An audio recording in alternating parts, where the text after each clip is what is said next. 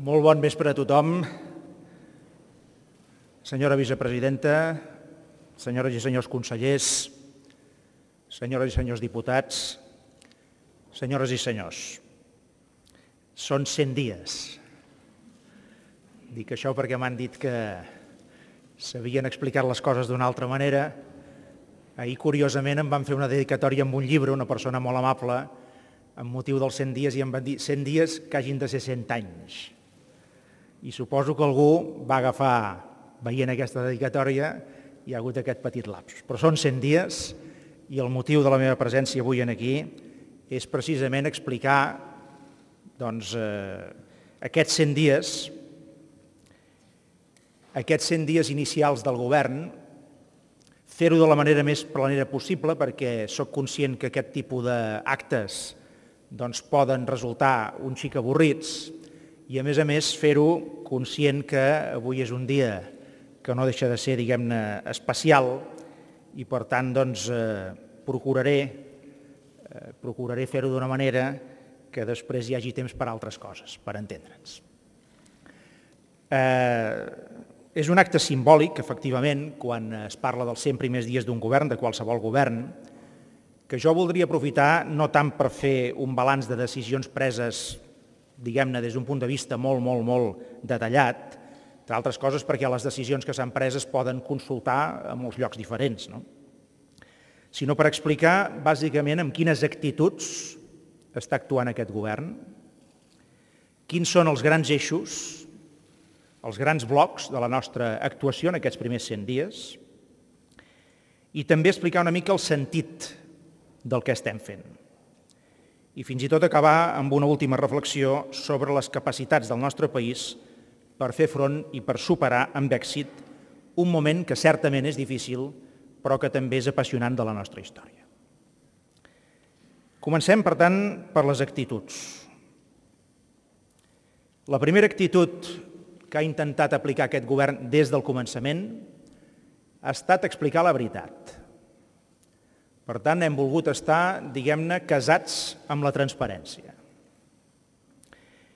Encara que la veritat en alguns moments sigui dolorosa, i ho és, però creiem que la transparència en aquest moment és un valor que cal preservar, però sobretot que cal, diguem-ne, enarborar.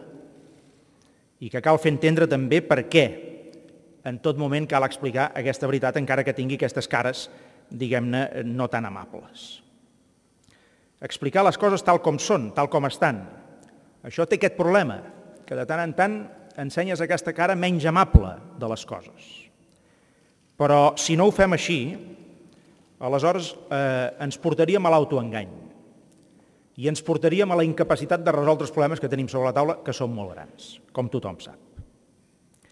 I a més hi ha una altra cosa que cal recordar, i és que cal conèixer la veritat, després cal assumir-la si la volem transformar.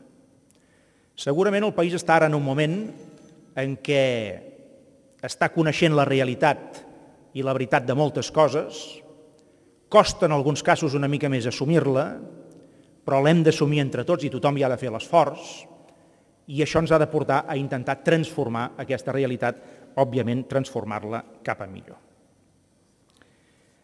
La segona actitud, a part d'explicar la veritat des del primer dia i d'estar casats amb la transparència, l'aposta pel diàleg. El govern, ho vaig dir des del començament, ho vaig dir en el debat d'investidura, ho reitero avui, després de 100 dies de govern, després d'aquests 3 mesos i escaig, el govern vol ser ajudat i necessita ser ajudat. Hem donat moltes mostres, crec, d'aquest tarannà dialogant. Des del debat d'investidura fins a la cimera econòmica que es va celebrar al Palau de Pedralbes ara fa pocs dies enrere. Crec poder dir, ho dic amb tota la modèstia, però crec poder dir que hem fugit tant del sectarisme com de la prepotència. Procurant, això sí, aplicar un programa de govern que va tenir, no cal oblidar-ho, un ampli recolzament a les passades eleccions del 28 de novembre de l'any 2010. I tothom faria bé, també l'oposició en aquest cas, de no oblidar aquest ampli recolzament, exigint a vegades que renunciem a aplicar el nostre programa, quan va ser un programa que va tenir aquest recolzament important, aquest suport majoritari del poble de Catalunya. Però també faria malament el govern si pensés que pot fer les coses tot sol. Per tant, en aquest diàleg, en aquesta voluntat constructiva, hi ha una necessitat de país. El govern ha d'aplicar un programa pel qual va ser votat àmpliament, però al mateix temps ha de tenir present que ha d'escoltar i ha de procurar teixir totes les complicitats possibles, els ponts possibles, per poder assolir les majories que calen per tirar endavant determinats temes importants a nivell de país. Per tant, reitero que el govern vol dialogar i vol ser ajudat. També vull deixar clar de tota manera que el diàleg no pot ser l'excusa per deixar de fer les coses que s'han de fer. Cal actuar en el país, cal actuar a fons, jo crec que el govern ho està fent tant com pot o tant com sap, però cal actuar. I per tant el diàleg és molt important, és necessari, però no pot ser l'excusa per deixar de fer allò que en aquest moment cal fer. I de la mateixa manera dic que l'actitud del govern ha de ser una actitud, torno a dir, dialogant, ha de ser una actitud generosa des de molts punts de vista, però el govern també s'haurà de defensar, no davant de les crítiques, perquè les crítiques són molt sovint positives i fins i tot constructives i gairebé sempre bones, de les quals es pot aprendre. I per tant el govern no es defensarà de les crítiques, però sí que es defensarà de la demagògia, de la hipocresia i del cinisme. Davant d'això ens defensarem. I ens defensarem amb ungles i dents. La tercera actitud, actuar amb responsabilitat. Hem de fer front, tothom ho sap, a una situació dura i difícil, tant d'institució, en aquest cas la Generalitat de Catalunya, en el món local passa exactament el mateix, com a nivell de país. Això requereix, en som conscients, molts sacrificis i poc lluïment. Ho sabem. El govern no ha arribat aquí, no ha passat aquests 100 dies lluint. En som conscients, en sou conscients. Però entenem que és la nostra feina i, per tant, entenem que ara és un moment en què cal, des d'un punt de vista d'actitud, actuar amb aquesta responsabilitat. Les decisions que estem prenent, algunes, i que prendrem en els propers temps, no són fruit d'un caprici, ni molt menys la voluntat de fer mal per fer mal, com algunes vegades es pot arribar a insinuar.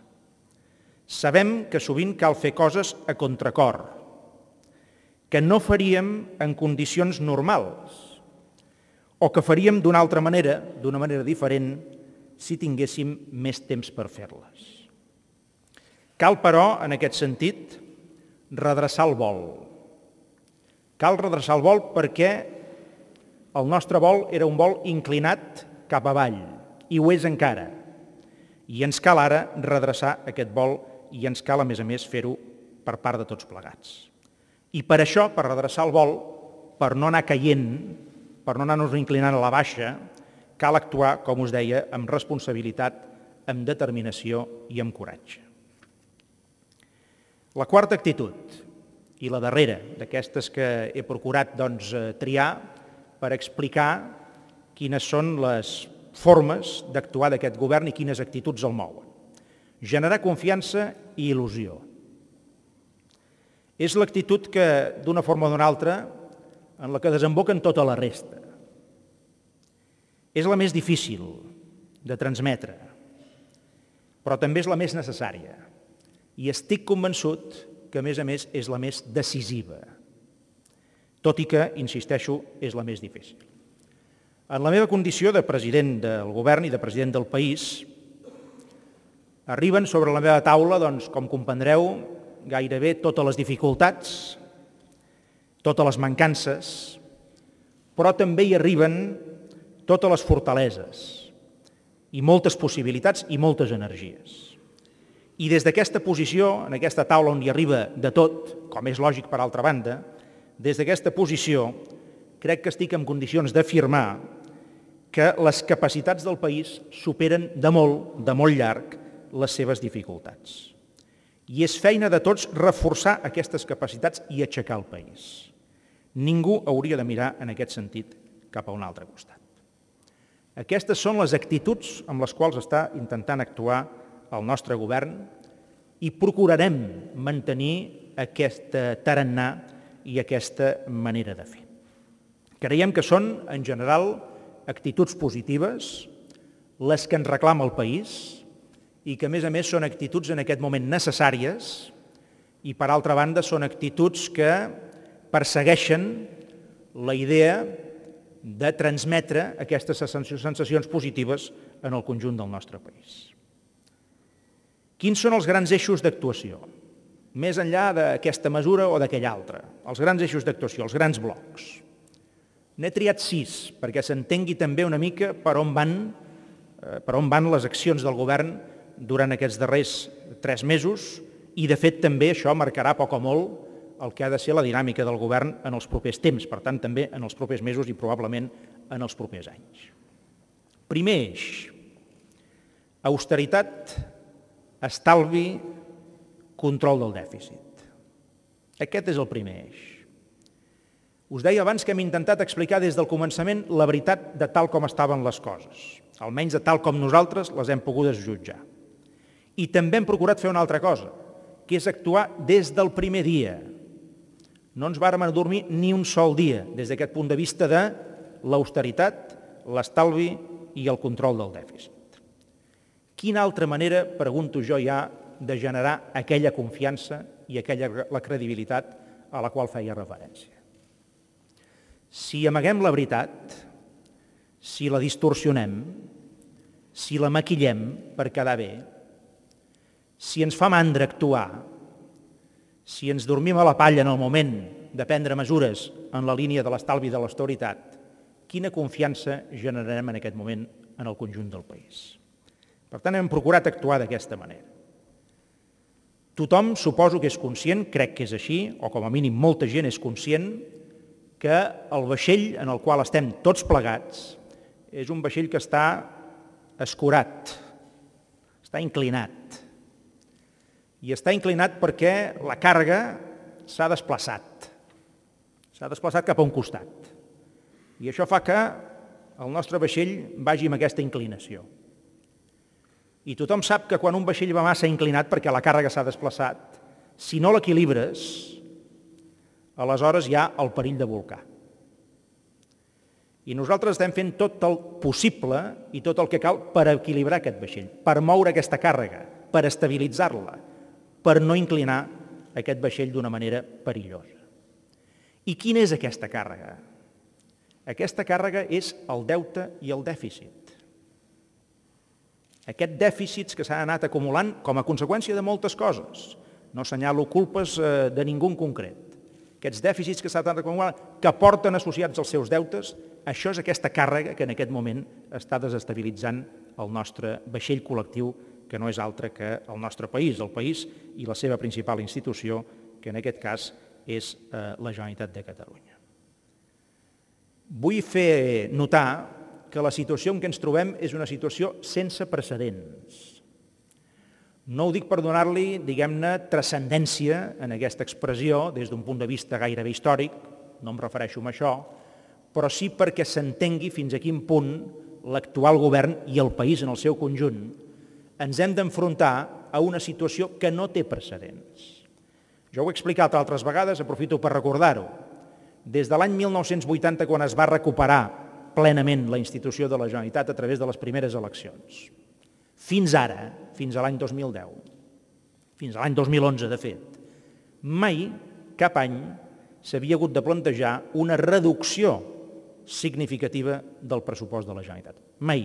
Uns anys es creixia molt, uns altres anys una mica menys, alguns anys es prorrogaven pressupostos, més o menys es congelaven les coses, més o menys, però mai s'havia hagut de plantejar una reducció significativa dels nostres pressupostos. Per tant, insisteixo, és una situació sense precedents. La gent n'ha de prendre plenament consciència. I a més és una situació sense precedents que té moltes similituds en l'àmbit privat del nostre país. Quantes persones, famílies, autònoms, petites empreses, petits negocis, gent del món del treball, quantes persones d'aquestes s'han d'enfrontar amb una situació dura i difícil en les seves vides particulars o familiars? Gairebé tothom. No tothom, afortunadament, però moltíssima gent, gairebé tothom. Poden ser les administracions una excepció? Poden ser els governs una excepció sobre allò que ha fet o que està fent en aquest moment tanta i tanta gent a nivell de la seva vida particular o de la seva vida privada? Per tant, austeritat, estalvi i control del dèficit, primer gran bloc d'actuació. Què hem fet en aquest sentit? Doncs mireu, hem aplicat l'austeritat d'entrada a tot el que era l'aparell del govern i el gran aparell polític de l'administració. 20% de reducció de departaments, 23% de reducció dels càrrecs, 43% de reducció del personal eventual, del personal de confiança, i ara estem en la fase d'un 14% de reducció de totes les estructures internes de tots els departaments de la Generalitat en el seu conjunt, és a dir, tot allò que són càrrecs intermitjos, des dels caps de negociat, els caps de secció, fins a les subdireccions generals. En tot aquest àmbit hi ha hagut una política des del primer dia d'austeritat que segueix, a més, produint-se. I ara estem en una última fase, en aquest sentit, que és la fase que afecta tot el sector públic, que se'n diu, i per tant organismes, consorcis, empreses, entitats de tota mena. En aquí també, òbviament, hi ha d'haver aquesta fase de concentració, d'aprimament i d'austeritat. Què hem fet més? Hem prorrogat uns pressupostos amb unes condicions de gran exigència. Ho vàrem fer poques setmanes després d'entrar en el govern, durant el mes de gener. Pròrroga de pressupostos amb criteris de màxima exigència. Això, efectivament, provoca una sèrie de disfuncions i fins i tot de distorsions en el funcionament normal de la institució i amb tot allò que afecta tercers. Però dintre d'aquest criteri, d'aquest eix de l'austeritat i de l'estalvi i del control del dèficit, d'estabilitzar el vaixell, dintre d'aquest procés hi ha alguna altra alternativa? Podem seguir amb la inèrcia que portàvem com a país i com a institució, sí o no? Si la resposta és no, aleshores, insisteixo, calia fer una sèrie d'actuacions, calia prendre una sèrie de decisions, per exemple, la pròrroga del pressupost, sota criteris de màxima exigència. Què més hem fet?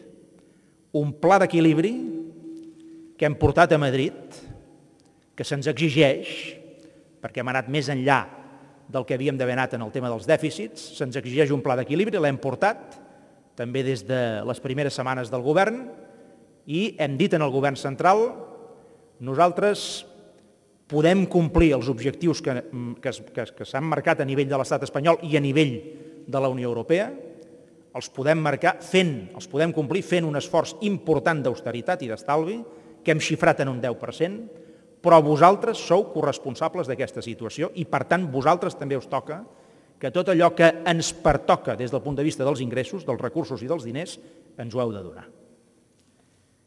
Hem fet això.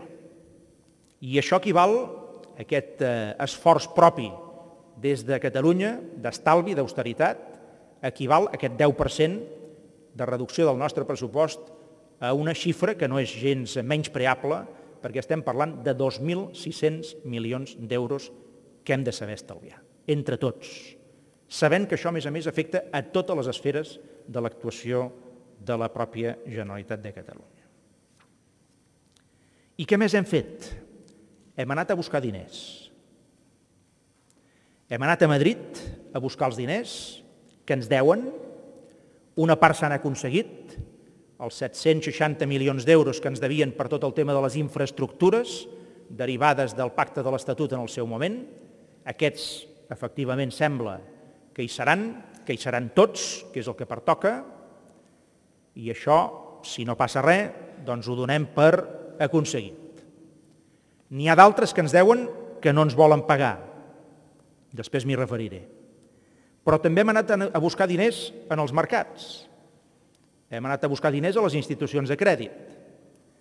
Hem anat a buscar crèdit, mai millor dit, per poder funcionar, per poder anar pagant, per poder anar normalitzant el funcionament de la pròpia institució.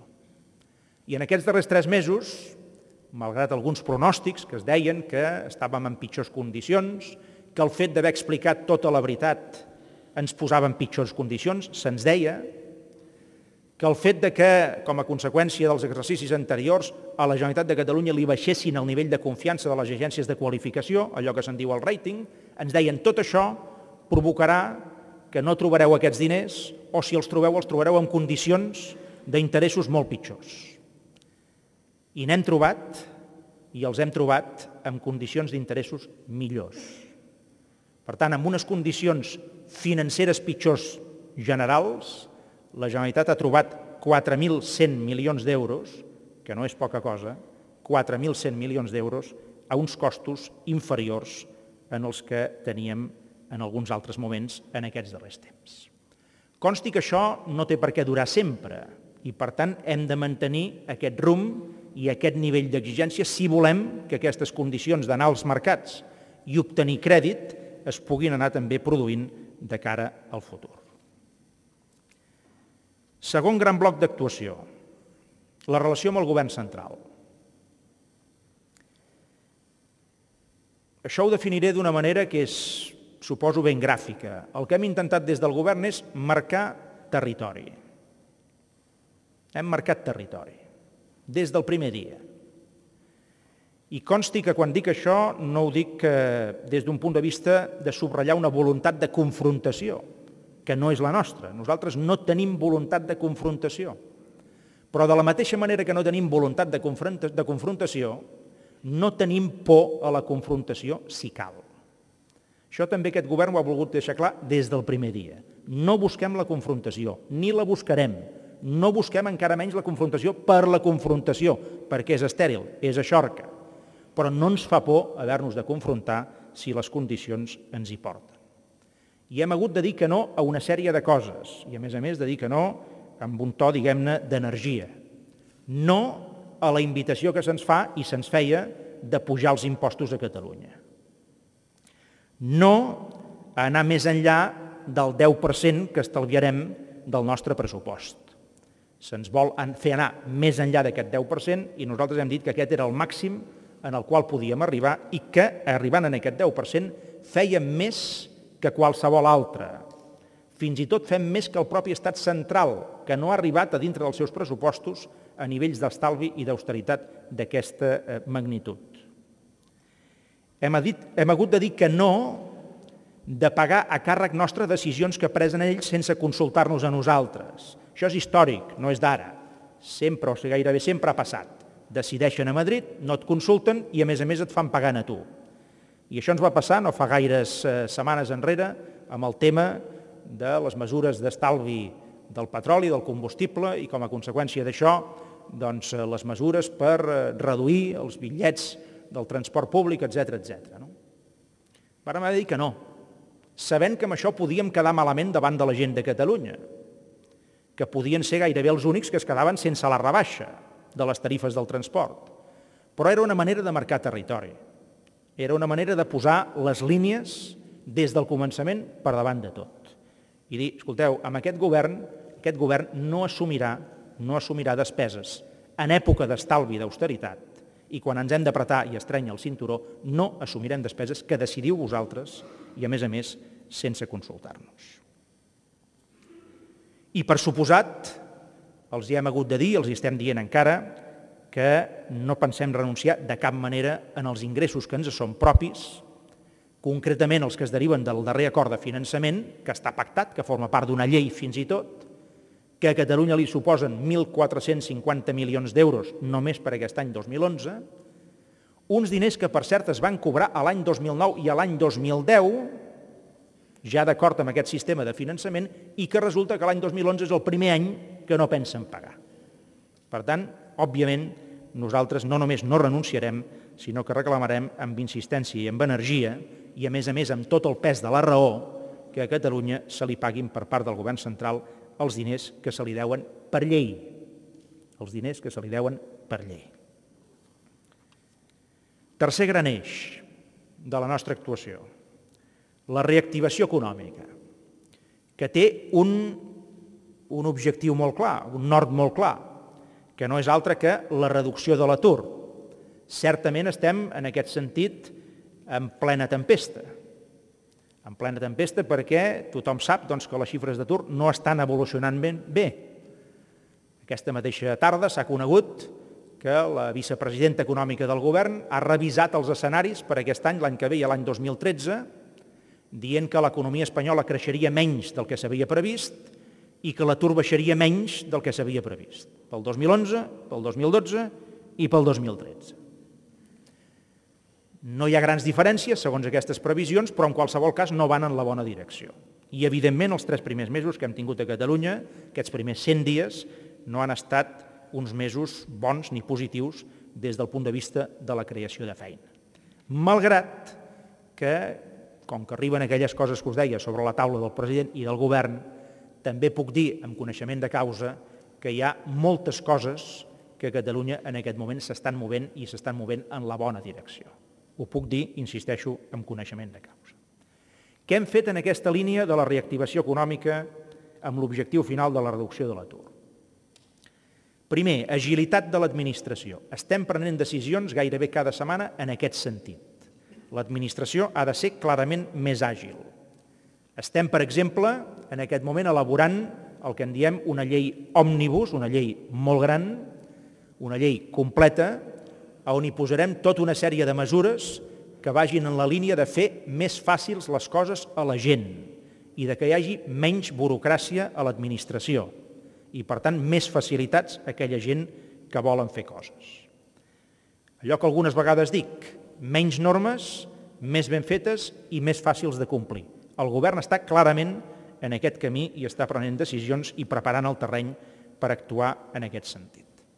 Sabem que hi ha menys diners, és veritat, hi haurà menys diners, però també hi ha d'haver menys papers. Menys papers que vol dir menys burocràcia, menys ofegament de molta gent que té iniciatives, que vol fer coses i que se sent sovint ofegat per la burocràcia que hi ha en el nostre país. Què més hem fet?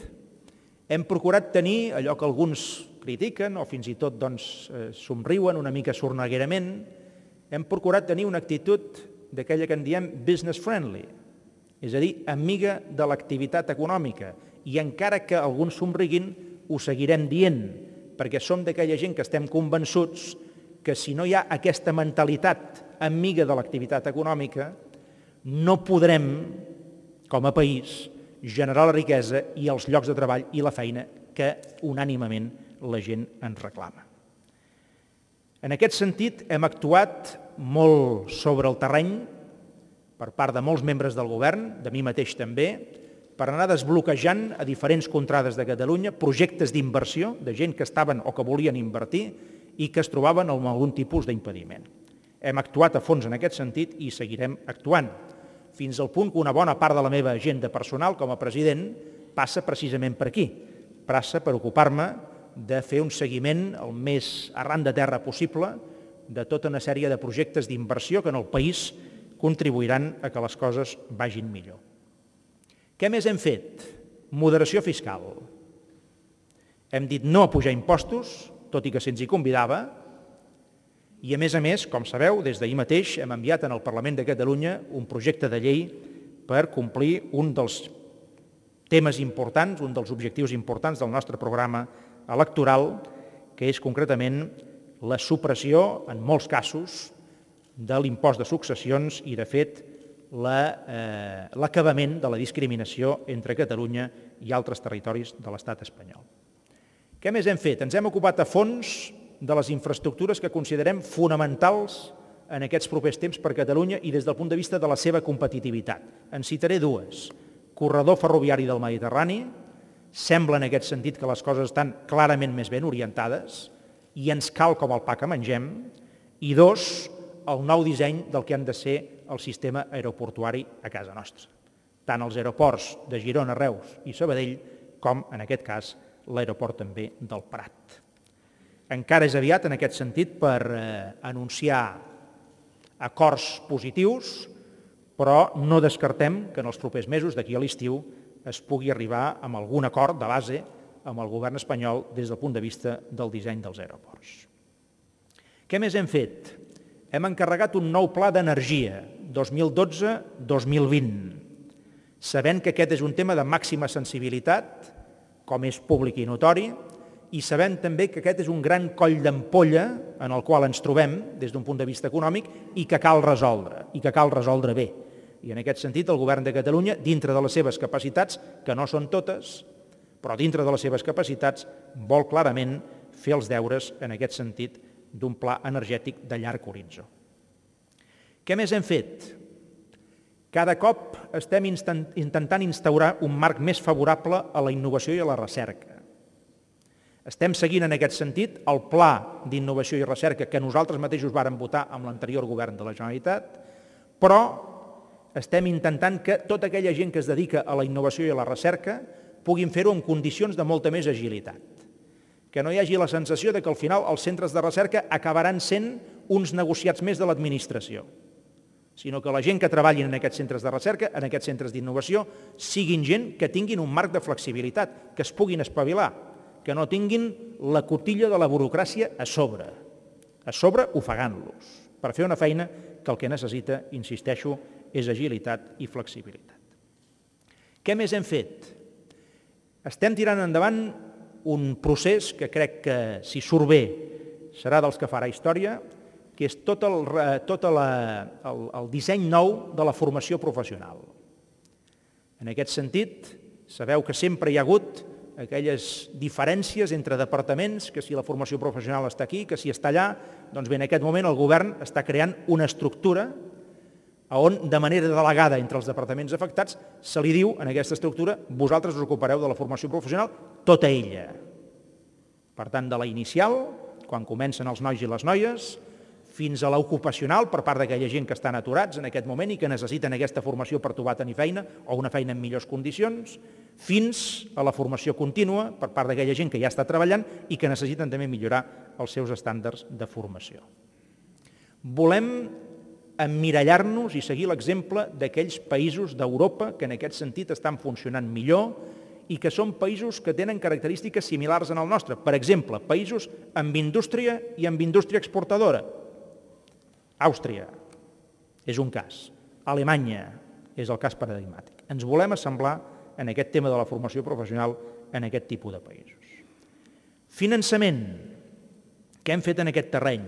Hem destinat moltes hores, moltes més de les que es pot veure a primera vista, a intentar mantenir a Catalunya una capitalitat, diguem-ne, des del punt de vista financer.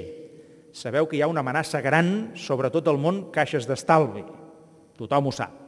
Doncs bé, en aquestes darreres setmanes, el govern de Catalunya i també formacions polítiques, en aquest cas en l'àmbit estatal, hem hagut d'actuar molt a fons per preservar aquesta capitalitat financera a Catalunya i que tot això no acabés d'una manera negativa des del punt de vista del nostre país. I això, en bona part, crec que ho hem aconseguit. Com a mínim hem posat les bases.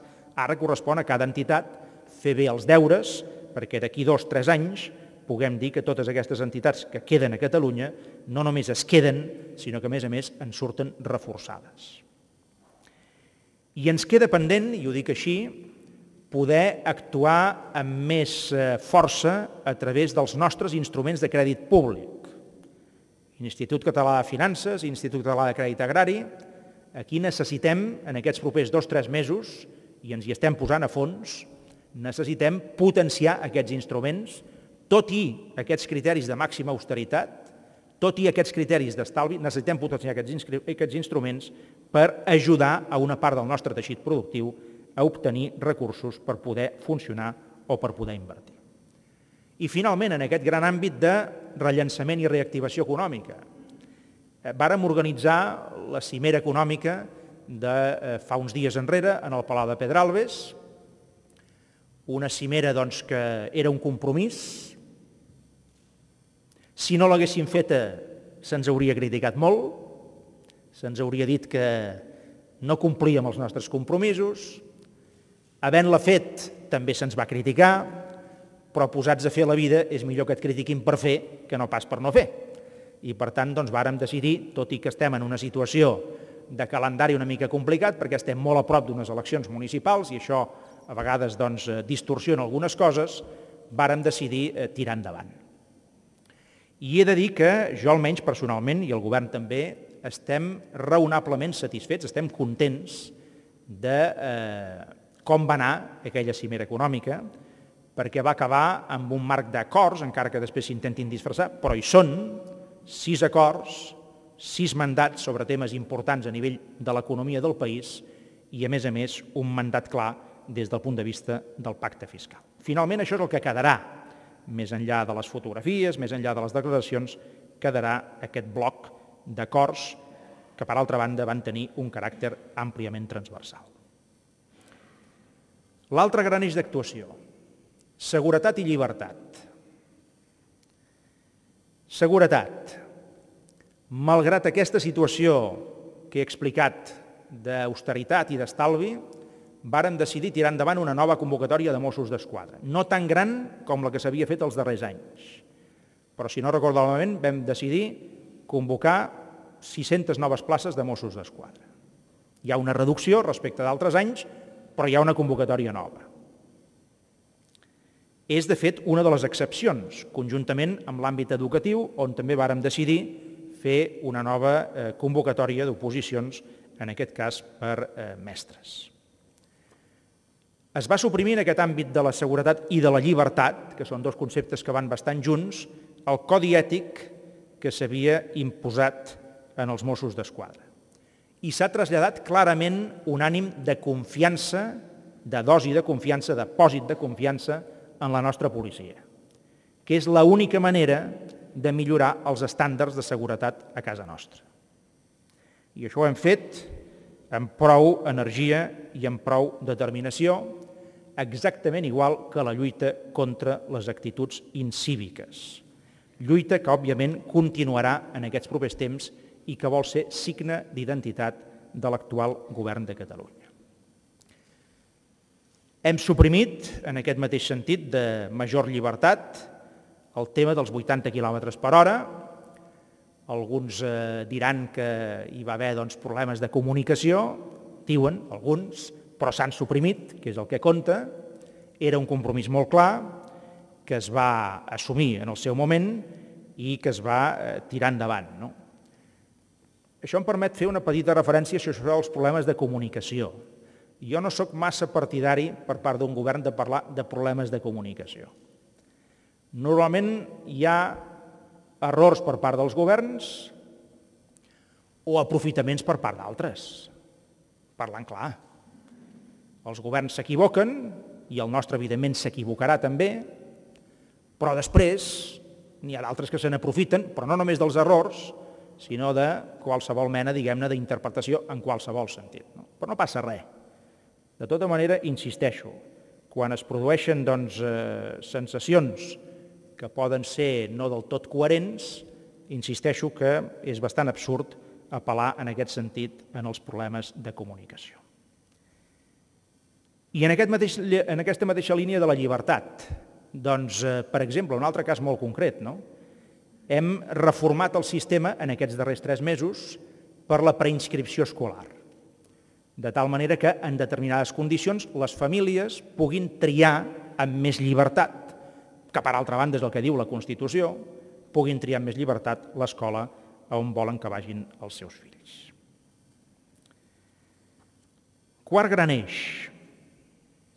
Cinquè, les polítiques de benestar.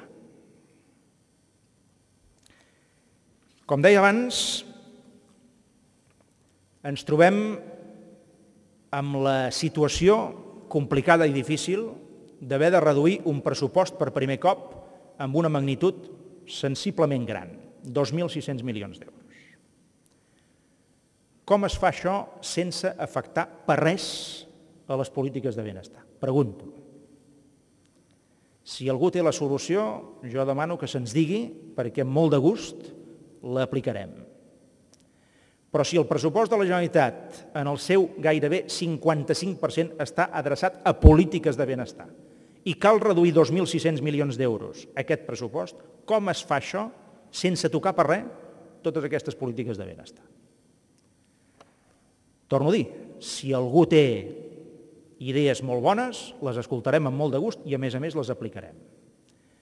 Però com que l'esforç d'austeritat hi ha de ser sine qua non, Nosaltres, a hores d'ara, no hem trobat la manera màgica, no hem trobat la fórmula màgica per reduir 2.600 milions d'euros al pressupost de la Generalitat i no afectar per res tot el camp de les polítiques socials que representen, insisteixo, una part molt substancial d'aquest propi pressupost. Ara bé, què hem procurat? Què estem procurant? Doncs mireu, preservar el que és el nucli dur de l'estat del benestar. Estem procurant això, preservar el nucli dur, allò que és prioritari, allò que és més prioritari que qualsevol altra cosa. Per exemple, la lluita contra el fracàs escolar. Hem pres algunes decisions, com per exemple suprimir de cara a l'any que ve el tema de la Setmana Blanca. Se'ns ha criticat també per això, però és més important posar diners per fer la Setmana Blanca o és més important concentrar els recursos per lluitar contra el fracàs escolar? Alguna cosa haurem de suprimir, alguna cosa haurem de renunciar. I dintre d'aquest esquema d'haver de renunciar, nosaltres pretenem que el nucli dur d'aquestes polítiques de benestar no quedi afectat o quedi el menys afectat possible. Per exemple, en l'àmbit educatiu, què ens trobarem aquest mes de setembre? Ens trobarem pràcticament amb 15.000 alumnes més. Com es poden atendre 15.000 alumnes més amb menys pressupost? Com es pot fer això?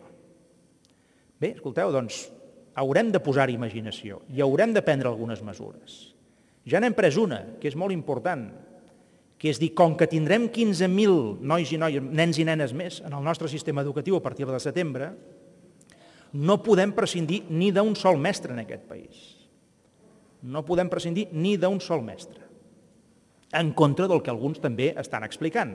No podem prescindir ni d'un sol mestre. Ara, haurem de demanar als mestres i als professors que ens ajudin amb el seu esforç, i si cal amb algun petit sacrifici, que ens ajudin a poder atendre 15.000 nens i nenes més amb la condició de que es mantindran les plantilles. I els hi haurem de demanar que en aquells casos on, per exemple, la sisena hora, que es va implantar urbi et orbi, no respongui a criteris absolutament de millora pedagògica, es pugui actuar sobre la sisena hora per alliberar mestres en aquest país per dedicar-se en els més alumnes que tindrem i a lluitar contra el fracàs escolar i a reforçar aquells casos de moltes criatures a casa nostra, de molts nens i nenes, que no van prou bé en l'àmbit escolar. Per exemple, són casos concrets. En aquest àmbit de les polítiques de benestar hem hagut de congelar a contracor, subratllo a contracor, hem hagut de congelar molts projectes d'inversió. Ara no es poden fer en el ritme que es feien els projectes d'inversió en l'àmbit educatiu, en l'àmbit sanitari, perquè hi ha coses més urgents a atendre. I com que hi ha prioritats més urgents a atendre dintre d'aquests mateixos camps, educatiu, sanitari, del benestar social, cal concentrar-se en aquest nucli més dur. I si això vol dir que durant un temps s'han de congelar algunes inversions, doncs, escolteu, es congelen i el país ho ha d'entendre. El país ho ha d'entendre i crec que ho pot entendre. O, per exemple, en l'àmbit del benestar social, què és més important, desenvolupar convocatòries noves de subvencions o pagar a la gent que se'ls deu diners dels 2 últims anys? Què hem de fer? Pagar primer els deutes d'aquella gent que tenen acords de que se'ls pagaran una sèrie de coses o començar a treure convocatòries noves d'una forma o d'una altra? Doncs, escolteu, primer hem d'atendre els deutes antics. Hem de pagar a la gent que se li deuen diners, sigui per la llei de la dependència, sigui per els ajuts a les famílies amb criatures de menys de 3 anys, etc. El darrer gran àmbit, abans d'entrar en aquesta part final de la meva intervenció. Nació, cultura i projecció exterior. Aquest és el 6è gran àmbit on ha actuat el govern en aquests darrers 100 dies. Per exemple, en el camp de la cultura. En el camp de la cultura s'ha dit amb tota claretat que volem, entre aquest any i l'any que ve, poder arribar en el nostre país a un gran pacte nacional de cultura. Allò que durant 2 dècades llargues no s'ha aconseguit mai fer a Catalunya, tot i que evidentment s'hi ha actuat en el camp de la cultura, però no s'ha aconseguit mai un gran pacte nacional, a diferència d'alguns altres pactes nacionals que s'han fet en aquestes darreres legislatures, que per altra banda són marcs d'acord importants. Anem a intentar aquest gran pacte nacional en l'àmbit de la cultura en un moment, a més, ho dèiem en aquest mateix Saló Sant Jordi fa pocs dies, amb motiu dels Premis Nacionals de Cultura, en un moment on hi ha una gran ebullició de creativitat a dintre de la cultura catalana. En el terreny de la immigració, hem pres tota una sèrie de decisions i hem actuat a Madrid en allà on ha calgut, per exemple, en el reglament d'estrangeria, el reglament que desplega la llei d'estrangeria, perquè la institució de la Generalitat tingui una funció cada vegada més important des del punt de vista de la regulació i de la integració i de l'acollida dels immigrants estrangers. I això, en bona part, en aquests 3 mesos ho hem aconseguit. Avui, ara, en aquest moment, la Generalitat ja compta més des del punt de vista del que és els tràmits d'arrelament, del que són els permisos, etc. Acció exterior. 2 grans objectius, prestigi i economia. Estem orientant la nostra acció exterior en aquest sentit. Prestigi del país, volem que Catalunya recuperi plenament el crèdit, ara no parlo de crèdit financer, sinó crèdit de país que ha tingut en alguns altres moments, volem que es recuperi plenament i fins i tot que es millori, i volem, a més, que l'acció exterior de la Generalitat estigui molt orientada en el que és la promoció de l'economia catalana i el situar Catalunya al món. I, finalment, dintre d'aquest esquema nació, projecció exterior, cultura, el pacte fiscal. Vaig deixar clar en el debat d'investidura i vàrem deixar clar en el nostre programa electoral que aquest seria un dels grans eixos d'actuació del nostre govern. I així serà. El pacte fiscal, que plantejarem l'any que ve en el govern central, el que surti de les eleccions legislatives espanyoles i que es dissenyarà aquest any a Catalunya, que es dissenyarà d'aquí al 31 d'octubre, hi ha una data, ja hi ha una comissió operativa en el Parlament de Catalunya creada a tal efecte i el propi govern de la Generalitat està treballant activament i de manera interna amb el que és tota l'arquitectura jurídica i tota l'arquitectura numèrica del que ha de ser aquest pacte fiscal, amb l'objectiu, òbviament, d'arribar als màxims consensos possibles, sense renunciar a allò que jo crec que en aquest moment és irrenunciable, i és que Catalunya tingui un pacte fiscal amb l'Estat que li permeti actuar en la línia del que s'entén per un concert econòmic, és a dir, amb capacitat pròpia de gestionar els impostos que es generen a Catalunya i amb la voluntat de retenir una part substancialment més gran dels recursos que la pròpia economia i societat catalana generen. En aquesta part final de la meva intervenció voldria fer referència, una vegada feta una petita repassada de les actituds que ens mouen i dels grans eixos que han mogut també aquests 100 dies de l'actuació del govern, una petita referència a quin sentit té tot el que estem fent. Quin sentit té? Quin sentit té fer el que li cal fer al govern en aquests 4 anys, no només en aquests darrers 100 dies? I si m'ho permeteu, quin sentit té pel país, per la societat catalana, fer els sacrificis i els canvis en la seva manera d'actuar que caldrà proposar? Com a mínim, voldria subratllar 4 grans sentits de tot això. El primer, pertanyem a una civilització que és la civilització europea. I formar part d'aquest club, del club europeu, té unes normes. Si volem formar part d'Europa i volem ser un referent a Europa, això té unes normes. I no ens les podem saltar, no podem passar d'aquestes normes. Algú dirà, home, però és que aquestes normes les imposen sempre els països més rics, els països més forts i els països més poderosos. Ara bé, fixeu-vos el següent. Aquestes normes que a vegades diem que se'ns imposen no són les normes de l'equilibri, no són les normes de no gastar sistemàticament per sobre del que tenim, no són les normes de l'esforç i no del subsidi sistemàtic, no són les normes del treball constant i no pas de l'especulació, no són les normes de la creativitat per sobre de l'ànim de copiar els altres.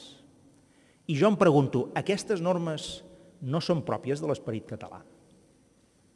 Potser no les imposem nosaltres, però aquestes normes que formen part d'aquest club que es diu Europa, aquestes normes també són les nostres. Aquestes normes també responen a la manera d'actuar del poble català.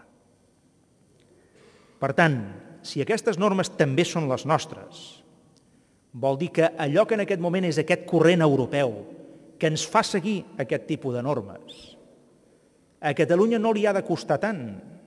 Catalunya ha de ser més sensible, ha d'estar fins i tot més preparada per poder assumir tot aquest, diguem-ne, tota aquesta acumulació de maneres de fer, que alguns diuen que ens imposen, però que, torno a dir, formen part, insisteixo, d'aquest esperit català. I ens toca complir aquestes normes,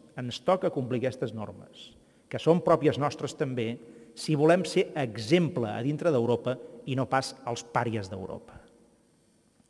I això també ens ho juguem. I tot això que estem fent també té aquest sentit.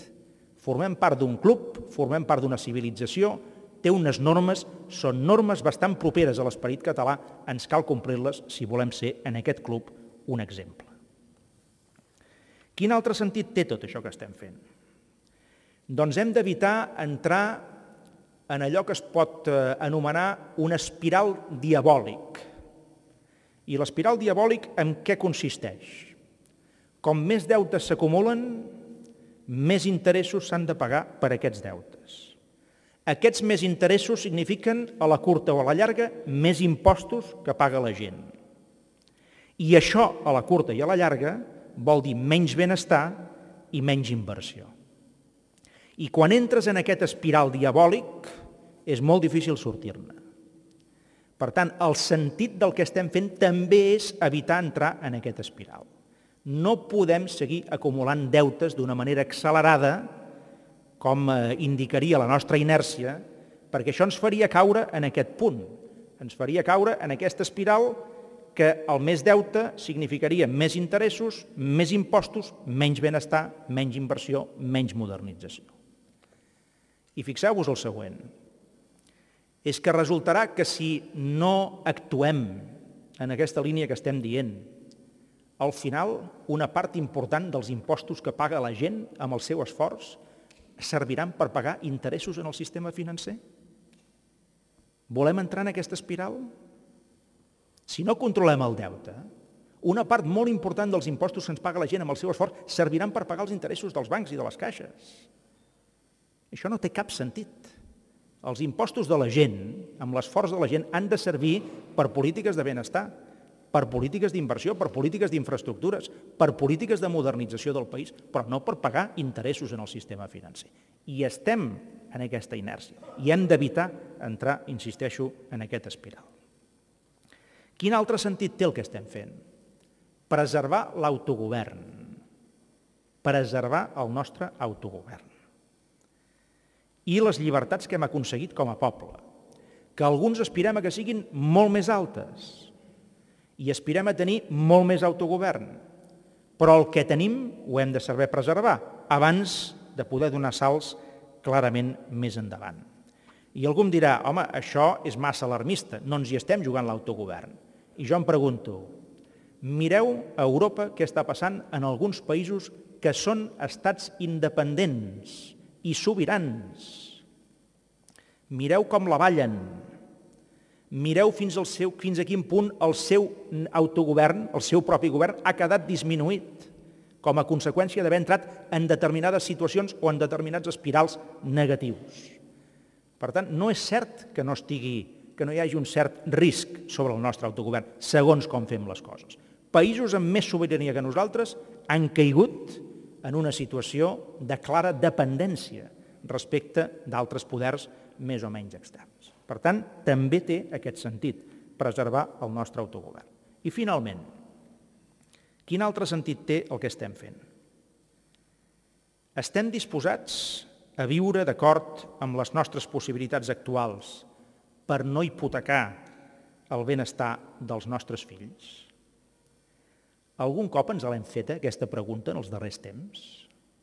Torno a dir, estem disposats nosaltres, els que hi som ara, els que ara prenem decisions, els que influïm, estem disposats a viure d'acord amb les nostres possibilitats actuals per no hipotecar el benestar dels nostres fills, o seguirem en una inèrcia de viure per sobre d'aquestes possibilitats, encara que sigui a càrrec d'hipotecar el benestar dels nostres fills. Aquesta reflexió ens l'hem de començar a fer. Jo entenc que tothom ha de lluitar pels seus interessos particulars. Entenc que tothom ha de lluitar pels seus interessos corporatius. Però aquesta reflexió el país se l'ha de començar a fer. I se l'ha de fer seriosament. I jo us vull dir que una part del sentit del que estem fent té precisament aquest sentit. Volem ser la primera generació de la història que el llegat que deixa en els seus fills és més estret que el que va rebre dels seus pares? Tenim aquest risc. En plena època de la sostenibilitat i de la preservació de tantes i tantes coses, des del paisatge fins als ocells, estem disposats a no sacrificar res del present a canvi de no ser solidaris amb els nostres fills? El concepte de la solidaritat i de la sostenibilitat val per tot, menys per deixar un llegat en els nostres fills que sigui millor del que nosaltres disposem ara? O estem disposats a abusar nosaltres ara del nostre sistema de benestar, encara que sigui amb la condició de que els que després vindran darrere nostra hagin de viure en pitjors condicions que nosaltres per primer cop a la història? Perquè sempre el criteri de qualsevol generació ha estat treballar i lluitar perquè els que seguirien després, els fills, poguessin viure en millors condicions que els pares o que els avis. Això també està en joc.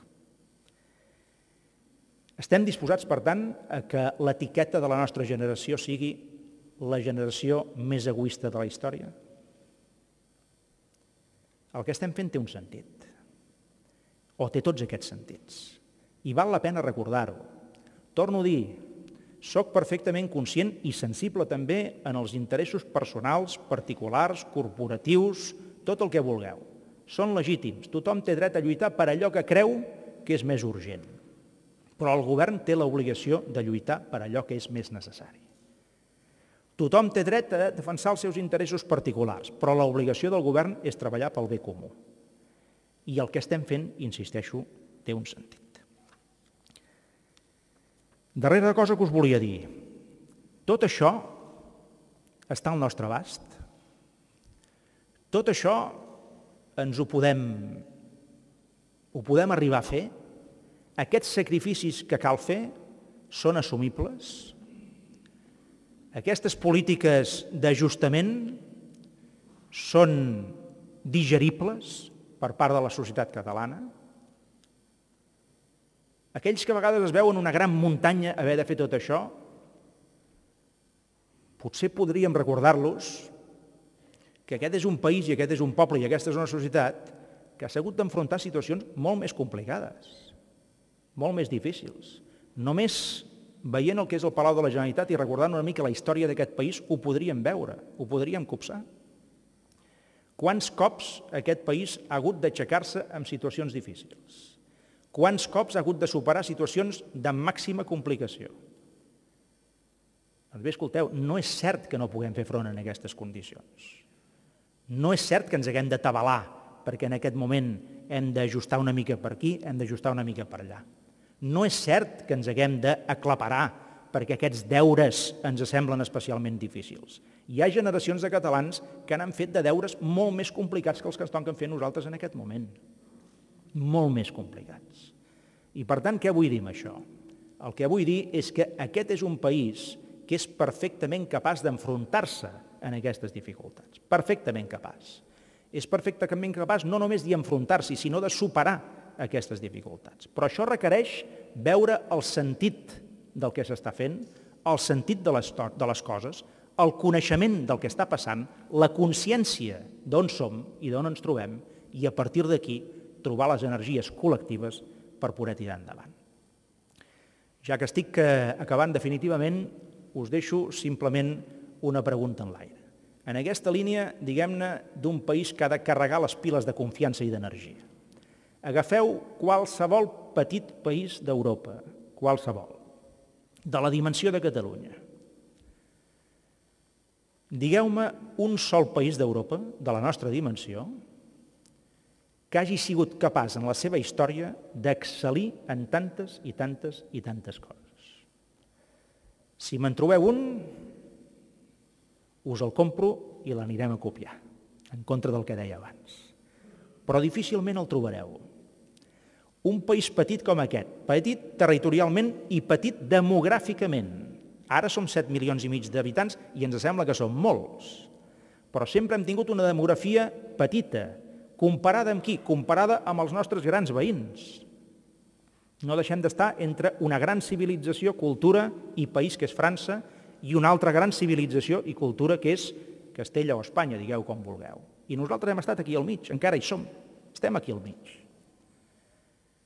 Digueu-me algun altre país d'Europa que amb les condicions en què ha hagut de viure Catalunya, amb tan poc poder polític, amb veïns tan poderosos, amb corrents tan adversos de la seva història, amb demografia tan dèbil, hagi estat capaç de situar en el primer rengle mundial a tanta i tanta i tanta gent en tantes i tantes disciplines. Doncs escolteu, si això és així, i si trobeu un exemple millor, digueu-me'l. Però estic convençut que no el trobareu. De les mateixes condicions d'un país com Catalunya. Què vol dir això?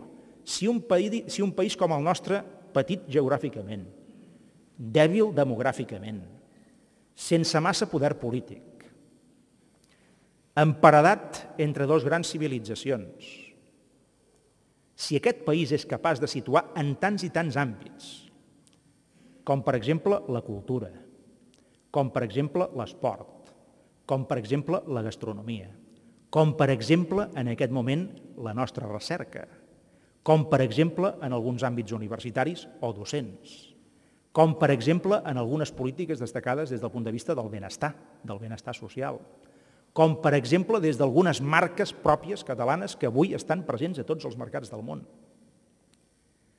Si sumeu tot això i veieu la quantitat, la densitat de primeres figures que hem arribat a col·locar en aquesta escena europea i en aquesta escena mundial, veureu que aquest és un país que té immenses possibilitats, per suposat, de fer front a aquestes dificultats, per suposat, però no només de fer-hi front, sinó de superar-les amb nota.